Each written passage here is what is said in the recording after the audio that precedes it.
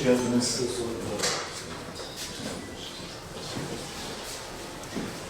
Telefonların sesi alın.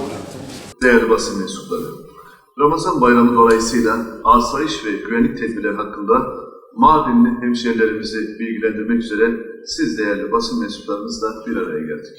Ramazan bayramı boyunca Mardin'de yaşayan hemşehrilerimiz ve bayram tatilini geçirmek üzere ilimize gelen misafirlerimizin güvenliği ve huzuru için gerekli tedbirler en üst düzeyde alınmış durumdadır.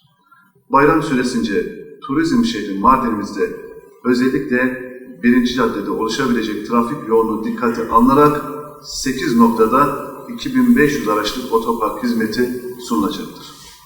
Bayram ziyaretlerini kolaylaştırmak ve hemşehrilerimizin sevdikleriyle huzurlu bir bayram geçirmelerine katkı sağlamak amacıyla Ramazan bayramı boyunca Büyükşehir Belediye'mize ait toplu taşıma araçlarımız hemşehrilerimize ücretsiz olarak hizmet verecektir. Ayrıca gıda güvenliği ve hijyen konularında da ekiplerimiz tarafından gerekli denetimler aralıksız, hassasiyetle devam ettirilecektir. Kıymetli basın mensuplarımız, kıymetli Mardin hemşehrilerimiz, tüm ekiplerimiz bayram tatili süresince 24 saat esaslı görevlerinin başında olacaktır. İçişleri Bakanlığımızın talimatları ve ülkemiz genelinde alınan tedbirler kapsamında Mardin Valimiz koordinesinde İl Emniyet Müdürlüğümüz 10 ilçemizde bayram süresince günlük 1200 personel ile, İl Jandarma Komutanlığımız 10 ilçemizde bayram süresince günlük 1300 personel ile ve toplam il genelinde 50 drone olmak üzere asayiş ve güvenlik tedbirlerini almış bulunmaktayız.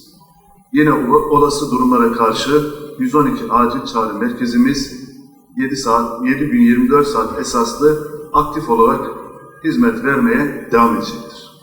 Aynı zamanda MARSU, elektrik, iletişim ve doğalgaz ile ilgili kurumlarımız tarafından da gerekli tüm tedbirler alınmış vaziyettedir.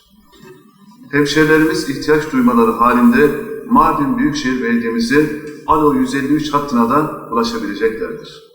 Ramazan bayramını geçirmek için şehrimize gelen misafirlerimiz ve Mardinli hemşehrilerimizin rahat ulaşımı ve trafik konforu için trafik akışının yoğunlaştığı güzergahlarda ilave trafik tedbirleri de alınmıştır.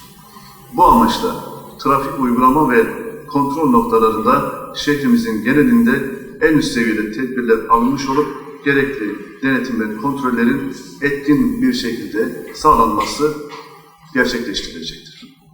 Bayram ve tatil münasebetiyle yola çıkacak sürücülerimizin hız limitlerine riayet etmeleri, emniyet kemeri takmaları ve trafik işaret ve işaretçilerin hassasiyetle uymaları büyük önem arz etmektedir. Sevdiklerimize güvenle kavuşmak için tüm vatandaşlarımızın trafik kurallarına uymalarını buradan bir kez daha önemli rica ediyorum. Ramazan bayramının ülkemize ve Mardin'imize huzur, sağlık, mutluluk, birlik, beraberlik ve bereket getirmesini diliyorum.